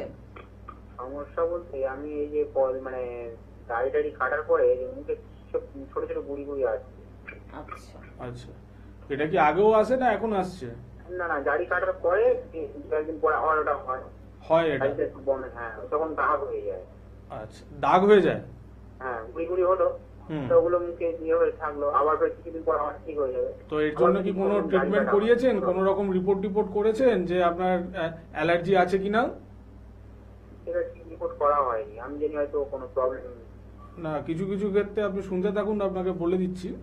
কিছু কিছু ক্ষেত্রে যেমন আমি বলি যে আইজি রিপোর্টটা করে দেখা যে অ্যালার্জি আছে কিনা, তার সাথে সাথে আইজি প্রোফাইল বলে এক ধরনের রিপোর্ট হয়, যেটা অবশ্যই সবাইকেই একবার না একবার করে নেওয়া দরকার। অনেক সময় কি হয়, আমাদের শরীরে কিছু খাবারেতে অ্যালার্জি হয়, কিছু জিনিসের কন্ট্যাক্টে অ্যালার্জি থাকতে পারে, সেটা কিন্তু আমরা বাইরে থেকে কখনোই বলতে পারবো না। একবার অন্তত যদি আইজি প্রোফাইলটা করে নেওয়া যায়, দেখবেন ওখানেতে পরিষ্কারভাবে বলে দেবে যে আপনার কিসের কিসের কন্ট্যাক্টে আপনার অ্যালার্জি হতে পারে। এই যে আপনি বলছেন আপনার দাড়ি কাটার পর হয়, হতে পারে আপনার শেভিং এর পরে যে ক্রিম আপনি ইউজ করেন সেটাতে আপনার অ্যালার্জি থাকতে পারে। তো এই জিনিসটা বাইরে থেকে আন্দাজে বলা যায় না। যে খাবার আপনি খাচ্ছেন, কোন খাবারে অ্যালার্জি আছে, সেটা কিন্তু পার্টিকুলারলি টেস্ট রিপোর্ট করার পরই জানা যাবে। তো আপনার ক্ষেত্রে বলবো যে আপনি একটা আইজি প্রোফাইল টেস্ট করে নিন, করে একবার আমাদের সাথে যোগাযোগ করুন। যদি কোনো প্রবলেম ডিটেক্ট হয় আমরা গাইড করে দেবো, এবং কিভাবে সেখান থেকে আপনি ভালো হবেন সেটাও আমরা বলে দেবো। একদম। নাম চাঁদ এবং বলছো মুখে দাগ পড়ে যাচ্ছে। চাঁদে তো দাগ থাকেই, তবে আমাদের চাঁদদের মুখে কোনো দাগ আমরা কিন্তু দেখতে চাই না, এবং সে কারণেই কিন্তু আমরা বলি স্কিন বা হেয়ারের যদি কোনো সমস্যা থাকে তার জন্য কিন্তু এনবিপির অভিজ্ঞ চিকিৎসকেরা আমাদের নতুন ডিভিশন করেছে লাইলিগেন্স। একটু ফোন করতে হবে স্ক্রিনে দেওয়া নাম্বারে, এবং অবশ্যই অভিজ্ঞ চিকিৎসক এবং তার পাশাপাশি স্কিন এবং হেয়ার এক্সপার্টরা কিন্তু ট্রিটমেন্ট করবে তোমাদের এবং আপনাদের জন্য। আর স্যার বললেন যে সুগার নিয়ে একটু ট্রিটমেন্টের দিকটা একটু বলবেন। মেইন জিনিস হচ্ছে এই যে আমাদের লং টাইম মেডিসিন খেয়ে যেতে হয়, তার কারণ হচ্ছে ট্রিটমেন্ট প্রসেস। আমরা যদি ট্রিটমেন্ট প্রসেসটাকে সাইন্টিফিক্যালি করি, এই যে বললাম আমরা শুধু সুগার লেভেলটাকে কন্ট্রোলের পেছনে না ছুটে যদি আমরা প্যাঙ্কিয়াসটাকে ঠিক করতে যাই, যদি আমরা ইনসুলিনের ফরমেশনটাকে বাড়াই, তাহলে তো আমাদের আলটিমেটলি আমাদের শরীরের মধ্যে সুগার লেভেল কন্ট্রোল থাকবে। তার জন্য আর লং টাইম মেডিসিনের প্রয়োজন নয়। আমি আসছি আলোচনাতে। ফোন বলুন। নমস্কার, কে আছেন? নমস্কার, কে বলছেন? কোথা থেকে বলছেন? আমি বলছিলাম গড়িয়াহাট থেকে। হ্যাঁ, বয়স কত? 35 বছর বয়স। 35 বছর। কি সমস্যা হচ্ছে? সমস্যা হচ্ছে মানে গ্যাস অম্বলের সমস্যা, কিছু মানে খেতে ইচ্ছা হয় না সারাদিন। আচ্ছা, বেশ। এই সমস্যাটা কতদিন আছে? হ্যাঁ, অনেক আগে থেকে গ্যাস অম্বলের সমস্যা আছে। কোনো রকম রিপোর্ট বা কিছু করানো হয়েছে? না, রিপোর্ট করেনি কিছু। মানে শুধু গ্যাস অম্বল যখন হচ্ছে গ্যাসের ওষুধ খাচ্ছ, তাই তো? হ্যাঁ। ঠিক আছে, শুনতে থাকুন টিভিতে। এটাই প্রবলেম হয়। আমরা বারবার বলেছি যে গ্যাস অম্বলটা কিন্তু কোনো রকম রোগ নয়। এটা গ্যাস অম্বলটা হচ্ছে একটা রোগের সিমটম। এর পেছনে দায়ী দুটো জিনিস, এক হচ্ছে লিভার, দ্বিতীয়ত হচ্ছে আমাদের স্টমাক। যদি লিভার, আমাদের এই যে পাচনতন্ত্র কিংবা আমাদের এই যে গ্যাস অম্বল হওয়াটা কেন হচ্ছে, যে আমাদের ডাইজেশনটা ঠিকঠাক হয় না। এই ডাইজেশনের ঠিকঠাক না হওয়ার কারণ হচ্ছে লিভার থেকে এক ধরনের এনজাইম বেরোয় যেটাকে আমরা বলি বাইল। এই বাইল হচ্ছে আমাদের টোটাল ডাইজেস্টিভ সিস্টেমটাকে মেনটেন করে। যদি কোনো কারণে সেই বাইলের প্রোডাকশনটা কম হয় কিংবা যদি না হয়, সেখান থেকে কিন্তু আস্তে আস্তে আমাদের গ্যাস অম্বলের সমস্যাটা আসতে পারে। এছাড়া যদি আমাদের স্টমাকে কোনো রকম আলসার ফর্মেশন হয়, সেখান থেকেও কিন্তু আমাদের গ্যাস অম্বলটা আসতে পারে। তাই এই যে গ্যাস অম্বলের ওষুধ বারবার ধরে না খেয়ে এই রোগটা কেন হচ্ছে সেইটাকে খোঁজ করার চেষ্টা করুন। আপনি একটা এলএফটি রিপোর্ট করান, লিভার ফাংশন টেস্ট করান, সেই রিপোর্টটা নিয়ে আমাদের সাথে যোগাযোগ করুন। গ্যাস অম্বলটা বারবারই বলছি, গ্যাস অম্বলটা রোগ নয়, আপনার এর পেছনেতে অন্য কোনো রোগ আছে, সেখান থেকে গ্যাস অম্বল সিমটমটা দেখা যাচ্ছে, তাই আপনার সারছে না, কারণ আপনি সিমটমের ট্রিটমেন্ট করছেন। অবশ্যই এখান থেকে সলিউশন পাওয়া যাবে। একটা এলএফটি রিপোর্ট করে আপনি হেল্পলাইন নাম্বারে ফোন করুন, অবশ্যই আমরা গাইড করে দেবো। একদম। আর আজকে যে বিষয়টি নিয়ে আলোচনা করছি, সুগার বা ডায়াবেটিস নিয়ে আলোচনা করছি, ভীষণ ইম্পর্টেন্ট একটি দিক, এ কারণে যে আপনার পরিবারের অনেকেই কিন্তু সুগার বা ডায়াবেটিসে কিন্তু আক্রান্ত। তাই স্যার, অনুষ্ঠানে একেবারে শেষ লগ্নের দিকে পৌঁছে যাচ্ছি, আর কোন কোন দিকে একটু নজর রাখবো আমরা? দেখুন, মেন জিনিস হচ্ছে এই যে অনেকে বলে যে হ্যাঁ সত্যিই কি ওষুধ ছেড়ে দিতে হবে, মানে ওষুধ ছাড়াই কি ভালো থাকা যাবে? অবশ্যই থাকা যাবে, কারণ এর একটা প্রসেস আছে। আমরা একটা এই যে বলি টাইম বাউন্ড, একটা টাইমের মধ্যে আমরা ট্রিটমেন্টটা করব এবং সেখানেতে আমরা সেটা দেখাবো রিপোর্টিং। এই নয় যে আপনাকে বলে দিলাম এই ওষুধ দিয়ে দিলাম আপনি খেতে থাকুন, আসবেন পরে, সেরকম নয়। আমরা ঠিক 15 দিন ছাড়াই আমরা রিপোর্ট করব। সেখানেতে আপনি বুঝে যাবেন যে আপনার সুগার লেভেলটা কি হারে কমছে, এবং একটা জায়গায় গিয়ে যখন দেখবো যে হ্যাঁ এটা মোটামুটি ঠিক আছে, তখন আমরা যে গাইডলাইনগুলো দিই, আমরা কিছু হার্বস বলে দিই, কিছু ঘরোয়া জিনিস বলে দিই, সেইটাকে মেনটেন করতে হয়। তার সাথে সাথে একটু ডায়েট আমরা ঠিক করে দেবো, সেটাকে মেনটেন করতে হবে। কিছু যোগা আমরা দেখিয়ে দেবো, সেটাকে মেনটেন করতে হবে। যদি এই সমস্ত জিনিসগুলোকে ঠিকঠাক মতো করে মেনটেন করতে পারেন, তাহলে অবশ্যই কিন্তু সুগারের মতো রোগ উইদাউট মেডিসিনেতে থাকা সম্ভব। আর একটা জিনিস বলে রাখি যে হ্যাঁ, হয়তো যাদের এখন সুগার লেভেল বাড়ার জন্য বা সাইড এফেক্ট অনেক কিছু হয়ে আছে, যেমন হয়তো যেটা বললাম, কারুর হয়তো চোখের সমস্যা হয়ে আছে, কারুর হয়তো ডায়াবেটিক নিউরোপ্যাথি হয়ে আছে, হাঁটতে পারছেন না, এই রোগগুলোরও সলিউশন আছে। এবং সুগারের লেভেলকে কন্ট্রোলের সাথে সাথে এই রোগগুলোকেও সারানো যায়। তার জন্য আমাদের পঞ্চকর্ম ডিপার্টমেন্ট আছে। যদি পঞ্চকর্মটা ঠিকঠাকভাবে মেডিসিনের সাথে নিতে পারেন, তাহলে ডায়াবেটিক নিউরোপ্যাথি হোক, কিডনির সমস্যা হোক, সুগার থেকে চোখের সমস্যা হোক, এখান থেকেও কিন্তু আপনার সুস্থ হওয়া সম্ভব। সুগার বা যে কোনো রোগ মানেই স্যার আমাদের ধারণা একটা বয়সকালে হবে, কিন্তু সুগার তো শুনছি নাকি বাচ্চাদেরও হয়ে যাচ্ছে। এখন বহু পেশেন্ট এসছে আমাদের কাছে, অনেক পেশেন্ট এসছে, কারুর 8 বছর, কারুর 12 বছর, কারুর 15 বছর, এরকম সুগার। এবার সুগারের লেভেল কত? 300, 350, 400। তো অবশ্যই এখন আর এই নয় যে হ্যাঁ একটা এজের পর সুগারটা আসবে, সেরকম নয়, যে কোনো এতেই আসতে পারে। তাই একটুখানি সচেতন থাকতে হবে। বারবার আমরা বলি 30+ এজেতে গেলে, তার আগে যদি হয় অবশ্যই সেটা হয়তো ধরা পড়বে ব্লাডেতে, কিন্তু যদি আমরা নর্মালি দেখি যে 30+ এজ হয়ে গেলেই প্রত্যেক 3 মাস ছাড়া আমরা বারবারই বলি যে সুগারের রিপোর্ট, আর এছাড়া কিছু জেনারেল টেস্ট আছে, সেইগুলোকে অবশ্যই করে নেওয়া দরকার। কারণ কোন সময় কোন এতে এই সুগারটা আসবে সেটা কিন্তু কেউই বলতে পারবে না। হ্যাঁ, সিমটম কিছু দেখা যাবে, যেটা হচ্ছে আমাদের উইকনেস থাকবে, ওজন কমে যেতে থাকবে, আমাদের জল তেষ্টা পাবে বারবার, খিদে পাবে বারবার, এবং হচ্ছে ইউরিন যেতে হবে বারবার। তো এই সমস্ত সিমটমগুলো কিন্তু দেখা যায়। যদি কিছু এরকম সিমটম দেখা যায়, অবশ্যই সেটাকে গিয়ে আপনি টেস্ট করান, সুগারটাকে দেখুন যে আপনার এসেছে কিনা, আর যদি আসে শুরুতেই এটা ট্রিটমেন্টটাকে শুরু করে দিন। একদম। এবং মনের মতন একটা ট্রিটমেন্ট পাবেন, ঠিক যেরকম ট্রিটমেন্টই আপনি চান আপনার নিজের জন্য, আপনার প্রিয়জনের জন্য, ঠিক সেরকম ট্রিটমেন্ট কিন্তু করবেন এনবিপির অভিজ্ঞ চিকিৎসকেরা। যে কোনো ক্রিটিক্যাল বা ক্রনিক ডিজিজের জন্য যোগাযোগ করুন এনবিপি ইউনানি আরুদা রিসার্চ সেন্টারের অভিজ্ঞ চিকিৎসকদের সাথে। আজকে এই পর্যন্তই, সময় একদম নেই। অনুষ্ঠান থেকে বিদায় নেব। পরবর্তী অনুষ্ঠানে আবারও দেখা হচ্ছে, আবারও এরকমই কিছু গুরুত্বপূর্ণ দিক নিয়ে কথা হচ্ছে। ধন্যবাদ জানাবো আপনাদের, ধন্যবাদ জানাবো স্যারকে। নমস্কার।